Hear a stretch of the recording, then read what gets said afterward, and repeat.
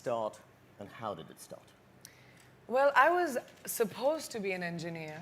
I come from a very academic background. Both my parents are doctors, and because they're both doctors, I knew I didn't want to be one. Because, you know, when you're a doctor's child, you're like literally raised in a hospital yourself. You like go with your parents. You're at night duty with them. The nurses are your best friend. Formaldehyde is the only thing you know how to smell. It's a disaster. So I was like, I'm never going to be a doctor. And I decided, I was very academically inclined. I loved physics and math. I wanted to be an aeronautical engineer. I wanted to build planes. And when I came back from America, I went to high school in America, and I came back at the age of 16. And my mom thought, like most moms do, that my daughter is the prettiest girl in the room. And I was getting photographs taken in, you know, a small photo shop in Bareilly, just for a scholarship program for Australia where I wanted to apply. And the photographer was like, oh, you know, you're really pretty. Can I take some more pictures? And for a 16-year-old girl, you know, your vanity is peaked at that point. I was like, sure, of course. I will allow it.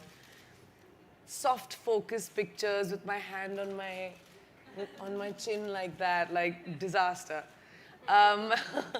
Anyway, those pictures were sent in by my mother to Miss India. For some reason, they picked me. I won that pageant, then I won Miss World. I was still just 18. Movie offers from Indian movies started coming my way.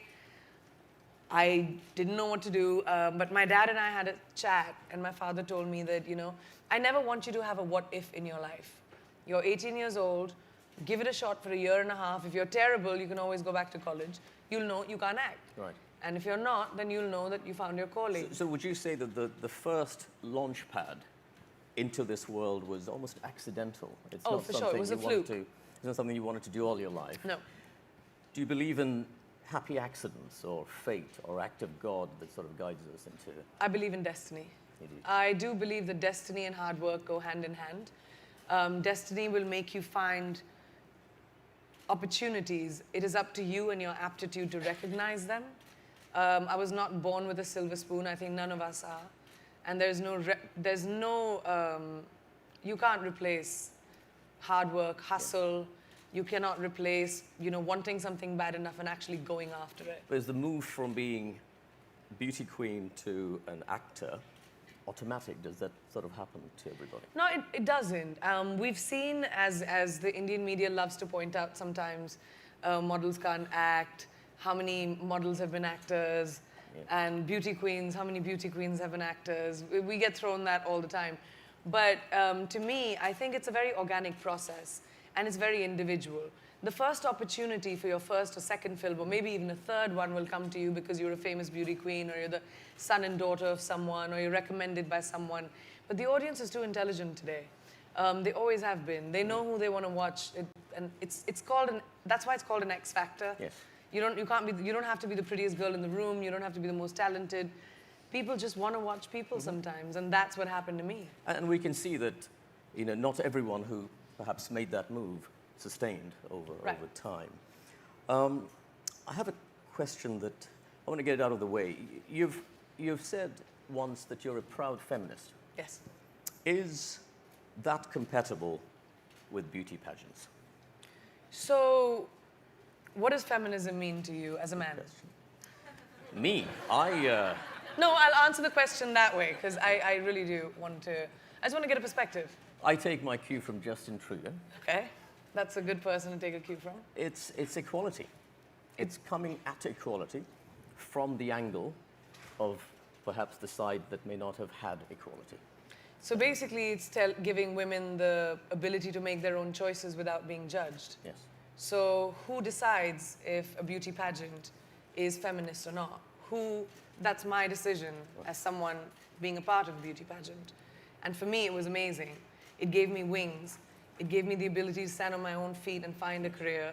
So as a feminist, an extremely proud feminist, I'm really glad that that was a stepping stone in my own decision. So when people always have this argument about beauty pageants versus, oh my God, that has nothing to do with feminism, that's exactly what feminism stands for. Let a woman do what she wants without judging her. Stop telling her what to do. Stop telling her how to be. Let her be. Thank you. Right. But do you get that? Is there prejudice around? I get it all the time. You know, I get it all the time too. Yeah, I know. Say, you must have been, we have our beauty pageant past and everything. Just say you're just a pretty face and no one takes me seriously. No, but prejudice, I guess, while we're on the topic, hashtag time's up. What does that mean? How would you describe what's going on, that movement? And what does it mean in particular for girls and boys growing up right now? I think it's such an interesting time for our generation right now, with the vices and virtues of social media, like we keep discussing. I think that it has given, yes, there are good and bad, there's good and bad to everything, but what I think is amazing about social media is the empowerment that you get. So when somebody comes together and says hashtag time's up, or when you talk about the Me Too movement, and you see how it sort of brought the globe together, and it brought young people all over the world, different races, different colors, different religions, together on social media talking about, basically time's up to me is, we're not going to stay silent anymore. Whatever it is, whichever country it is, whatever the problem is, you're not going to be able to tell someone to, you know, to not speak up against something that's happening to them, whether that's not the lack of education or not having the rights to be able to live life the way you want, whether it's being violated sexually, emotionally, physically, however, time's up. You're not going to be able to silence our voices anymore because we stand by each other. And that is such a powerful thing to have happened. And that's happened with this generation, which is wonderful. So kids shouldn't feel despondent about it when they read the gender pay gap has been there, it's here to stay. Should they feel despondent, or should they feel I mean, if you're going to feel now? despondent, then we should have felt despondent for the last thousands of years. Right. Because that was our normal. Yeah. Now at least we've come to a point where we're saying that's not going to be normal. We are not okay with it being normal. We're going to stand up for our rights. And you actually have brothers in arms who stand next to you and say, yes, we stand up for this girl, or we stand up for this guy, and what they're saying is right. And that never happened before. It's such a powerful time. Absolutely. You know, you described it as a global movement. Yeah. I've also heard you talk about the need for more global citizens. Yes. Which I love to hear personally, because I'm a poster child of a global citizen. But isn't that the problem? Doesn't it mean that if you're a citizen of the globe, you're a citizen of nowhere? I don't think so. I think your roots define who you are. You can never, I mean, you can if you decide to, but you can never erase where you came from or where you were born. I'm proudly Indian. Wherever I go, I am as desi as it can get. But that doesn't necessarily, thank you, especially because my achar travels with me wherever in the world I go.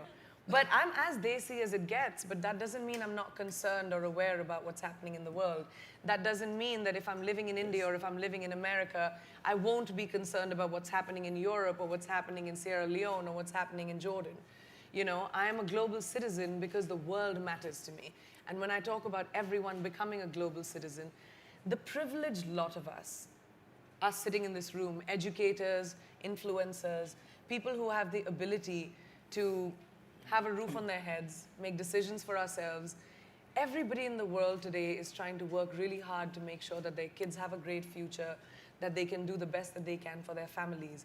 And I think a global citizen is someone who's aware of their privilege and understands that no matter where in the world I go, there will be someone who will be lesser off than you. So it makes it your responsibility. Wonderful. So it doesn't take things away. Not at all. It adds to you. It adds to Yeah, it adds absolutely to that. adds to you. So you don't think people question authenticity if you're more than one, you say I belong to more than one place. I get called a coconut, for example, like brown from the outside, white from the inside. Have you heard that? Now I have. But don't laugh. See, they're laughing. No, I too. think that's terrible. That's a terrible Terrible, isn't it? stereotype. Yeah. What's wrong with people? That's right. I mean, we have South Asians who've lived in America and the UK for eons. Yes. Yeah, we were brought there in ships, Right. but Well, we stayed and we did a lot. I love your positive definition. You know, you are. I've seen you be very multicultural, or at least bicultural. Yes. I've watched clips of you you're on the Setmeyer show, Stephen Colbert show. Yeah.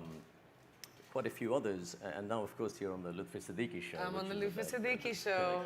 I am. But I noticed that, there you walk on stage, and they either get a hug or a peck on the cheek, and I got neither of the two. Because you were standing so far away. Come on, we have to do this. Okay. Hi. Oh, so good to see you. That's amazing. I wasn't fishing for हमने that तो at Eid all. मना ली.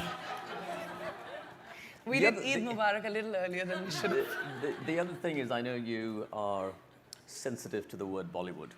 And- Yes. No, continue. And Your it's, question. I have American friends who are also sensitive to the word Mumbai or Hombe. I think you should use that. You keep, like in Bollywood, you keep the rest of Hollywood, but you see add a B to the start of it. It wasn't us. No? It wasn't like Bollywood suddenly said, how are we going to be a Me Too of Hollywood? No, we didn't. It was, I think, a name, I haven't gone back to how it originated, but it was a name that was given to us because it was Bombay, it was the film industry, Right. so it somehow became Bollywood. I did not have a problem with the word until I started working in America and until I started working internationally. The more I worked abroad, the more I realized that the word Bollywood has been reduced to a stereotype of everyone I meet, by the way, in America, I don't think you should say the light bulb made up for dancing. Pick that up. Thing people should not do that. Stereotype, like there's do a flavor. I just took a Zumba class, so that's the movies in all the different languages. And my show Quantico, I'm an FBI agent who breaks down doors. I mean, my ethnicity has nothing to do with my character. You mentioned yesterday that you're on a work visa in the US. Yeah. You know how hard it is to get a visa? You have to prove that they couldn't find somebody local who could have done that job. Isn't that right? That's the criteria for It's visa. called an alien with extraordinary abilities, That's which right. means that no one else in the world can do what you do. Hence, me sitting right here. Excellent. Let's do that. Wonderful. But I do think that if you start referring to Hollywood as either Mumbai or Hombe, What would Hollywood be like if it's in Los Angeles? it'll so, catch on, it'll trend. It's Hombe. Think about it this way. You leave the H from Hollywood. So you're saying we should call ourselves Hombe? No, call them Hombe. You leave the H in Hollywood and attach Mumbai or Bombay to the rest of it. That's Or like exactly the... Los Angeles, yeah, that works too. right? Like hashtag boss and... it's We- not. we Let's need just to leave play with Hollywood that. We need aside to play with that. and the Hindi film industry separate. So That's great. slightly more serious, I guess, Alright. your social causes, Yes. of which there are many. There's education that you've spoken of. There's refugees and displaced people. Would you like to share with us your experience of the refugee camp in Jordan that you've been to? Well, I've been associated with UNICEF now for over a decade, and to me, the privilege of being able to work with an organization like UNICEF is I get to do a lot of field work and travel around the world and, meet such inspiring people who live in such dire circumstances but still have the ability to find hope in the world. Like sometimes I think if everything of mine was stolen from me, displaced from war, and I was made to live under a tent roof and have my children survive and not being able to send them to school and not be completely uncertain of my future, I'd be angry at the world. Yeah. I'd be angry at the world for not caring. And I understand that. I mean, so many kids around the world, especially with all the war-ravaged, conflict-ravaged areas in Syria and around the world, those kids, all they wanted was books. All they wanted were teachers. All they wanted was to be able to have some sort of grip on their future so that they didn't have a generation of children that were not educated and could not get jobs. And each one that I met at this refugee camp in Jordan spoke to me about wanting to go back and rebuild Syria. And not angry at Syria, not angry at anything that happened, but they said, we want to go back and rebuild our country. And that was just incredible for me. I remember It was horrible because I flew directly from Jordan and that Syrian refugee camp for the Emmys that year, last year.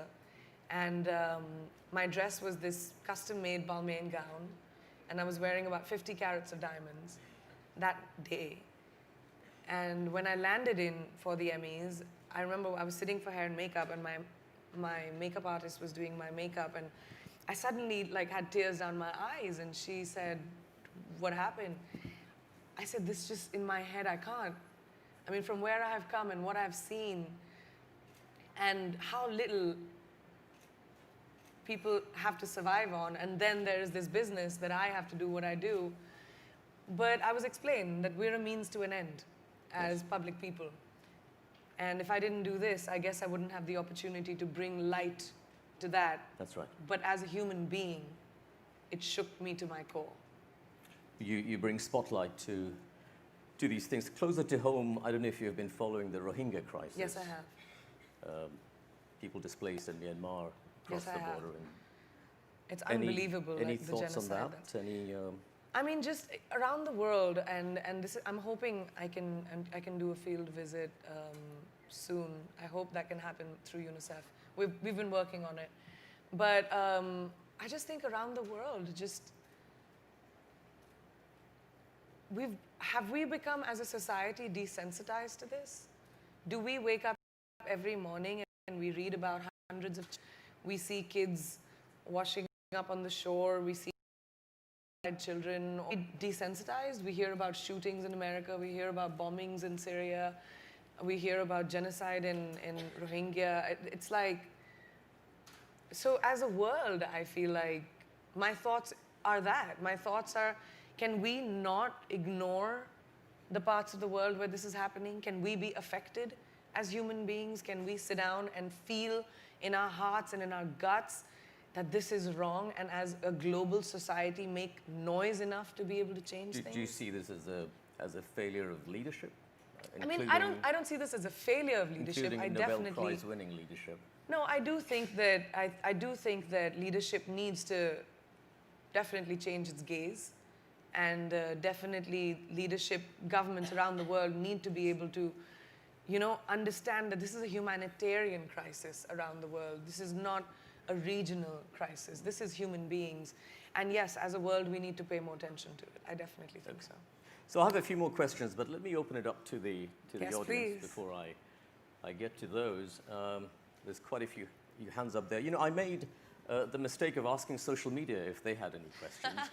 And I will I'm sure you got few. I will not ask you some of those. So for example, when are you getting married? Predictable. Women around the world, the Predictable. perils of being a woman. There's somebody else who wanted you to sing. Won't ask you to do that either. But let's take questions. I'll do a sweep. Let me do the lady over there, and then I'll come to you. There were two ladies. You have to pick one. 3, 4 ladies. Yeah, Sorry. the lady over here. Sorry. Thank you. Hi, it's really nice to see you. Hi. Sorry, what's your name, ma'am? My name is Uneza. I'm an early years teacher. And I just wanted to ask you a question regarding, it's a lighthearted question. Would you hold the mic closer? So, yeah. It's a lighthearted question regarding the Hollywood-Bollywood thing. If you're talking about being global citizens, if that side of the world has maybe given Indian cinema that name, is it maybe part of being a global citizen to accept it and be happy with it, and you know, sort of fix the issues they're having with it, and not and help them understand that it's not only about this? Yeah, no, I don't know who gave the world. I don't know if it is Hollywood that gave us the name. So Okay. I didn't claim that. I don't know who gave us the name. Sure. But I think you're right. I could be like, yes, I'm Bollywood, and this is not how we dance. And we don't only randomly break out into song and dance our story. Like, I've always tried to be an educator of people about Indian cinema. But I feel like the word somehow, which is why I'm against it. I wasn't against it before. Sure. But after experiencing what the word pigeonholes us into, that's why I feel like I'm a little against it at the moment. Because as soon as you say Bollywood, it's called face jewelry and henna. Like I mean, I'm one person. It's really hard to be able to change the minds of everyone around the world by just me. So I feel like it just pigeonholes us and puts us in that box. So until we can change that, until we can become a major part of global entertainment, I think I would not like to use that word as much. I think you're a big part of changing that view about Bollywood, that it's only dancing and songs. Let's Which take, is exactly since what the I'm microphone is trying to there, do. Thank you so much. let's just hear that lady out, and then we'll move the mic here. Hi, my Hi. name is Esther. Hi, Esther. I just have a question for you. Being a woman from India, as someone who is very passionate about tackling social and justice issues in India when it comes to being a woman, what advice do you have for a woman who's interested in tackling issues like that in a society that is so male-focused? That's a really amazing question, because it's something that women face all over the world. In a few parts of the world, yes, we have the ability to speak our voices and be applauded for it. But in a lot of emerging countries, we are not applauded for it. Women with opinions, women with voices are said to be too forward, too fast, too smart, too ambitious, too bossy. Yeah, whereas when men do it, it's supposed to be driven and sometimes even sexy. But when it comes to girls, it's not. And the way I see it is, look, we've for eons been told that women are second-class citizens. For such a long time, a woman's job has been only restricted to having children, making sure, being homemakers. But that's not all a woman is about, right? We're so good at multitasking. I think it'll take brave young women like you to actually set examples for your peers within your communities. Parents helping their girls, their daughters find their feet, making sure they are educated, not getting them married off really young. But it will take our generation to change it for the next generation. So the more conversations you have with your peers, the more loudly I speak about it, the more the women of this generation try and change it, maybe the next generation won't have this question at all.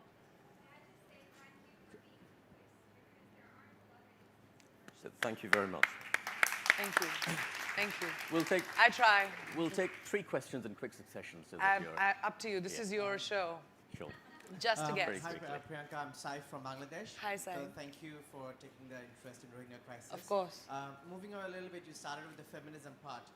One of the questions that I asked your peer last year at Davos, Karan Johar, about the objectifying of women in Bollywood is so much, the influence it has on girls around in our societies. Okay. You have girls who are 6 or 8 years old learning, dancing to these. What We is got the you. learning pattern of there that you think is influencing, and how do you change that? We'll take the second question. And then, Oh, Baba, let me answer one. okay, that's fine. Sorry. My gosh. Okay. What did you pack? Full confusion will happen. You have 60 seconds Damn to it! answer the question. No, these are big questions and they're very important to be spoken about. But objectification of women in entertainment. Let's not just talk about Bollywood, first of all. Let's just talk about objectification of women in general. Music videos, pop songs, big tentpole movies. Why do those things make money? Who's watching it? People are watching it, right? Who's buying those tickets? Who's saying it's okay to go watch these movies, to go watch these videos, and then we're critiquing the people who are doing it? It's called demand and supply. Don't demand it. Don't ask for it. It'll change. That's how I see it. I mean, today there are so many girls who are standing up and saying, I'm not cool with that, I'm not comfortable with that, and then they're replaced. Because that's the demand. That's what men or people or the audience wants to watch. So there's a big fight that's happening right now between what people will watch, what the demand is, what the supply is, what women are standing up for, and it's a very interesting time. I feel like in the next couple of decades, we'll see a big change in terms of what people watch and how they like to watch it. You're already seeing that in entertainment. I mean, a decade ago, you would not really see a woman's face on a poster selling a movie or opening to box office on Friday. And here today, we have female movies which open up to big box office numbers, bigger than the boys sometimes. And that's a change we've seen in our own lifetime. So there's so much to see going forward. Thank you. Thank you. Very quickly, sir. Sorry, I'm like really rushing through the answers. No issues. Priyanka, we are running the campaign of Beti Padhao, Beti Bachao Ji. in India. Still, you would be seeing there are so many cases of rape, mishandling of women in the country back home. Can you not do something now with our Prime Minister and the team there? Because, you know, women are really unsafe, and I'm coming from Gurgaon. After 8:30 p.m., it's really unsafe for a woman to go to work and becomes difficult. And, you know, we as parents also find it difficult. Can you not do something back there because the country needs you there? I alone will change the country, yes, sir. Because I'm the only one who can do it. No, this is centuries of mindsets that need to be changed. And unfortunately, sir, it's not going to be something easy. I myself was raised in Ambala. I've lived in Delhi. I understand what you're talking about because I spent a lot of time in the north. And I understand how parents are scared sometimes to let their kids go out at night. But this is a really big conversation we are talking about. We are talking about changing thousands and thousands of years of the mentality कि लड़की पराया धन है, लड़की बोझ है, लड़की जब पैदा होती है तब उतनी बड़ी पार्टी नहीं होती जितना it would happen when लड़के पैदा होते. तो ये सब जो छोटी छोटी mentality है, or when you turn around and say, oh my God, you're crying like a girl, why is that a bad thing? Oh, he hits like a girl, he punches like a girl, why is that a bad thing? I mean, we've been taught that for years, for such a long time. Even when it comes to safety, ladkon ko, men have been told for a very, very long time that a woman is a commodity. A woman is for your pleasure, to feed you, to keep your home, to raise your children. It's always about yours, it's always about him. So until us as parents, teach our sons that the only way to be a better man is to respect a woman and not degrade her, that's when society will change. When we teach our daughters that you will stand on your own feet, and when we educate our daughters and when we educate our kids, that's when they'll be able to see a global perspective. So I think slowly, yes, I'm sure our Honorable PM is doing all that he can because his campaign is really big with Beti Padhao, Beti Bachao.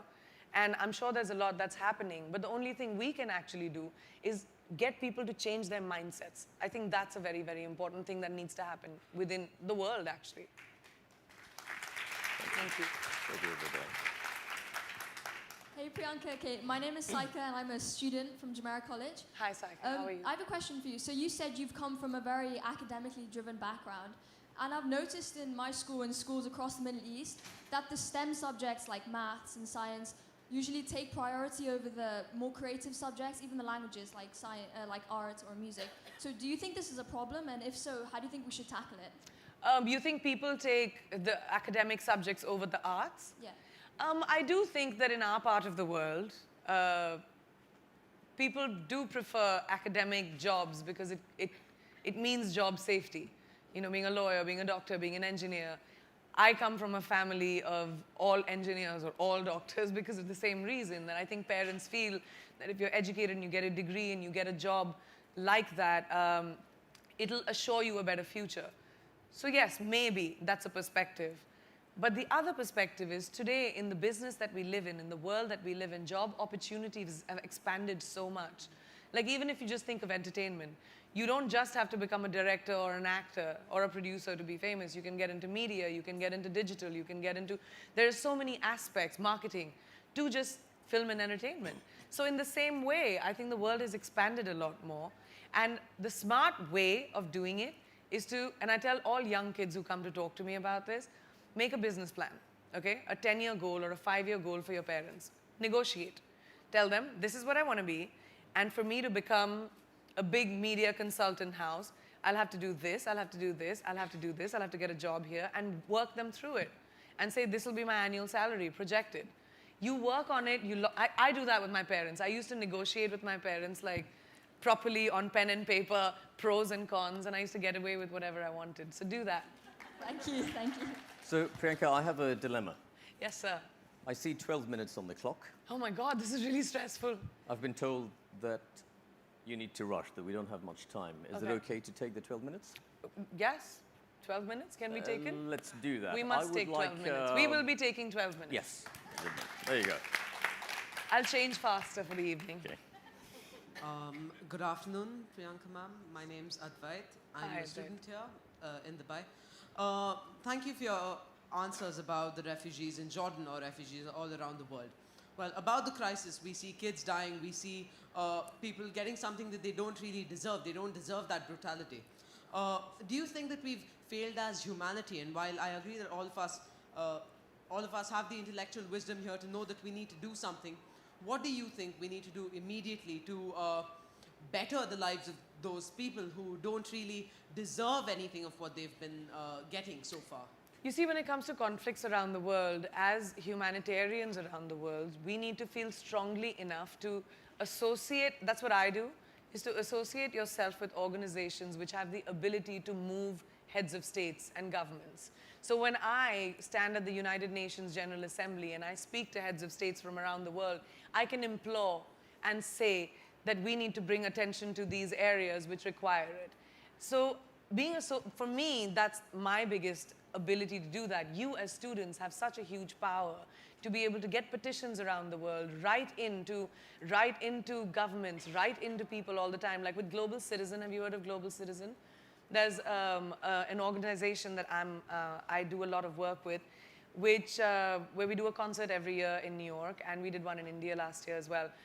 We raise a lot of money, and we raise a lot of people, and getting people together to sign petitions to send to governments around the world and heads of states to actually implore them to change laws. So I think that as students, you have such a strength to be able to do that. That's the maximum we as citizens of the world can do. Thanks a lot for your answer. And well, to everyone here, if we thought that Priyanka was just an actress after today rather than a wonderful person, I would be disappointed. I think all of us who've been here have had the pleasure of understanding that she is a wonderful person. Thank you for your answer. Thank you, guys. Lady So over there. sweet. Hi Priyanka, I'm Priya. Hi, Priya. Apart from crushing at Hollywood, I was just seeing that your Pebble Productions is also producing films in Marathi and Bhojpuri cinema.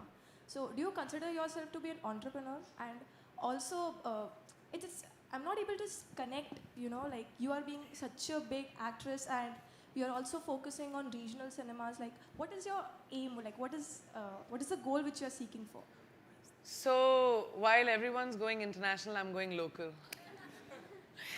The way I see it is, I was born in Jamshedpur, raised in Bareilly, UP, went to school in Lucknow, lived in Mumbai, lived in Boston, lived in New York. I consider myself truly a citizen of the world. And I think storytelling is such a basic art. Your grandmother tells you stories before putting you to bed. My nani used to tell me stories when she used to put coconut oil in my hair. So storytelling is an art. All of us across every culture know.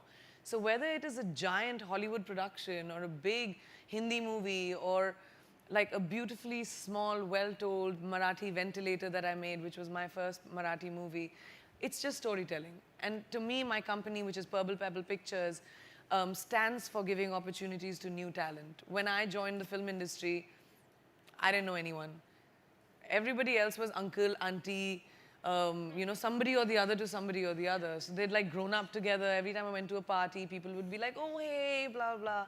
And I didn't know anyone, So I wanted to create my company as a sanctuary for filmmakers who feel that way, who feel, if we're coming into the big bad world of movies, where do we go? So my company provides them that. And I'm making films like this year. In our roster, we have Punjabi, we have Assamese, we have Marathi. We are working on a Gujarati. We have also done a Sikkimese movie.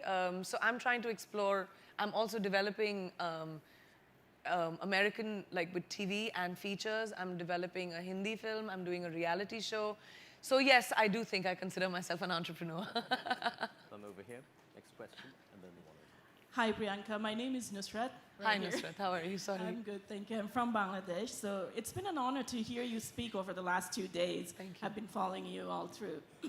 So as you're the brand ambassador of UNICEF, and you have been that for more than a decade now, there's something that this skills forum has been telling us or trying to put into our head, that in the next 10 to 12 years, it would not be analytical skills that we would be needing. It would be more of empathy and creativity and collaboration and all of that. And I just wanted to know that coming from Bangladesh and as a South Asian country where we're struggling to have access to education for girls, how can we work together to integrate those essential qualities that we are talking about at forums like this into the basic education system in our societies? Thank you. That is a great question, and I think that there are a lot of changes around the world that are being made into school systems.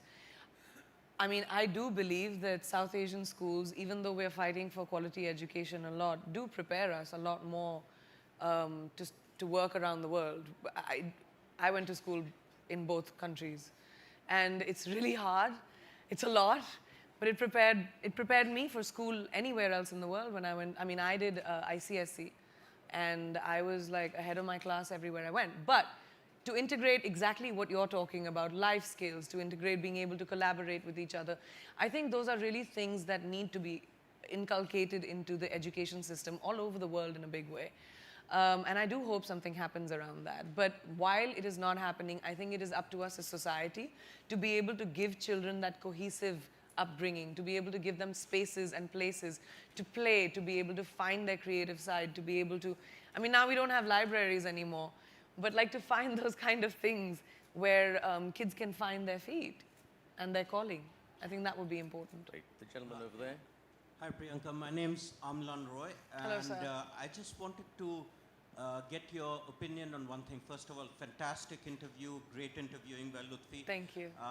Your parents, or rather your uncle and father went to AFMC. At that time in that medical college, you had 20% women. Now when you go to the Delhi medical colleges, there's a reservation cap on women so that not more than 50% women get in. So that's a sign of changing times where women are coming forward and taking up the mantle of the places like in the Western world. So don't you think that that's very good progress? And how would you like to share it in rest of India? It's only happening in the metros mainly. Well, I think it's an incredible progress, but I feel like it's little things like this which make examples for everyone else to follow. And it's so amazing to see that university do that and set that example, and I hope it's picked up by other people. But really, it is something that, like, I see so many companies standing up for women's rights, standing up for women having, you know, the ability to get forward, making sure that they're paid according to the job that they do. So there's a big change, but it's never going to be overnight. You see, this conversation, debate, and fight needs to continue. It can't die down. The conversation can't die down. And I'm pretty sure we'll see that change, because we already are. So I'm getting dagger eyes from people all over. I'm trying to maintain a bit of a gender diversity over here, which is why so we've got a lady here very quickly. Oh, there you go. Quick. Okay, three questions together this time round. Hi, Please don't Priyanka, answer you until the spoke three questions very are done. well. Hi, Priyanka, you spoke very well. I'm a big follower of you. I just wanted to ask you one quick question. I'm a humble teacher. I work with GEMS. Celebrities like you make a very positive impact on the society and our students. What message would you like to give to our students around the world who would be listening to you at this point of time, or maybe later on YouTube? Could you All kinds of students? Yes, all kind of students. I always tell, sorry. You're not allowed to answer.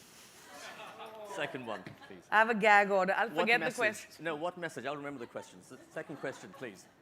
Very quickly. This is just a message, Priyanka.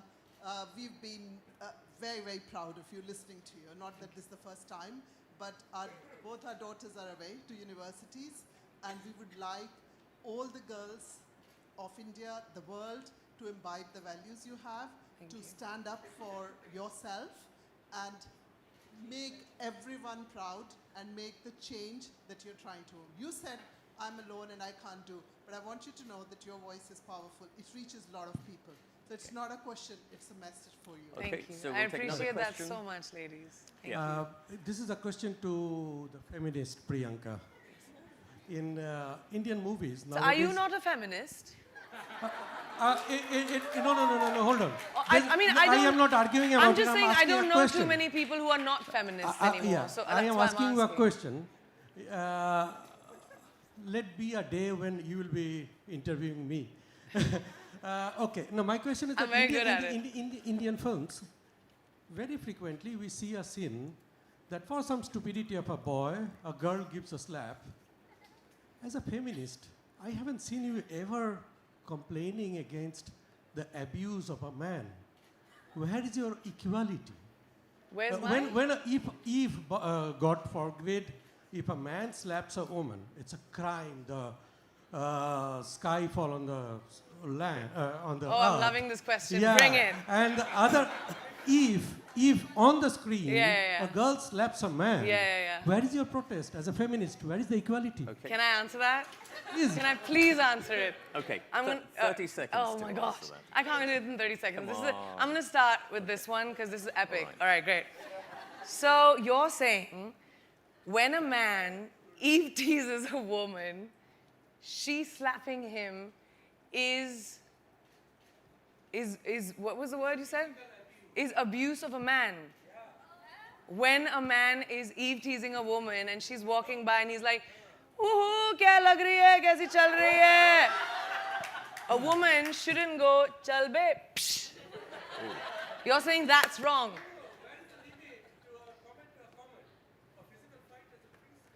Because physiologically, men and women are different, sir. There is no debate about it. Equality is not about physics. Oh my God, this is so basic. We have to get into it. Okay, when we talk about equality and opportunity, we talk about cerebral opportunity. We're not saying I want to be able to be 200 pounds like a man and beat the shit out of somebody else. We're not saying that. We're saying you get the ability to get the job, to be the CEO, and nobody questions when you're driven at 50 and have 3 children, how you're managing it all. Don't question me. That's what I'm saying. I can be a CEO and a mother.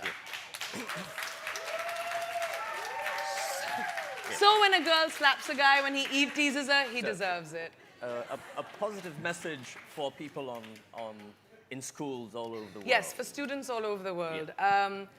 Look, it's not like, this got funny, but no, I didn't. I don't get disturbed, sir. It's not that easy. Don't worry. I mean, there's no need to be physically harmful to anyone, men or women, first and foremost. Second of all, I think I really talk to students all around the world, and I always say, some of us have the incredible opportunity to go to school.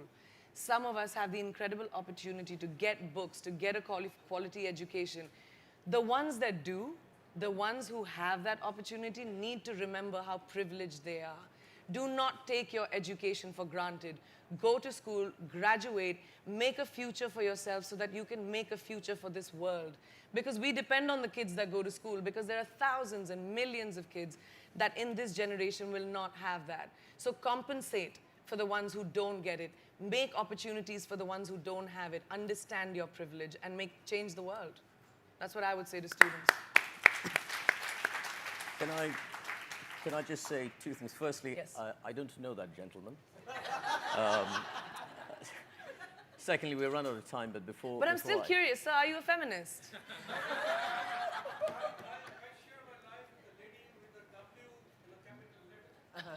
No, but just before we go, just for you and your lovely wife to understand, feminism, truly, and I want to really explain it to men and women, feminism is not about berating men. It is not about saying we are better than men. It is not about putting men down. It is just about saying, stop treating us like second-class citizens. Let us have opportunities for our experiences. Let us be able to get ahead of the game without having to pull someone else back. Support us. So when you say you're a feminist, you're a supporter of the women around you. So are you a feminist? There you go. There you go. So just before I let you go, if you had to rate this experience compared to Colbert, Seth Meyer, any of the others, on a scale of 1 to 10? I mean, considering I'm going back to all of those shows, I hope they don't watch this, but this was definitely 11 on 10. Yeah, good stuff. Ladies and gentlemen, Priyanka Chopra. Thank you for being such a wonderful audience, guys. Thank you so much. Thank you.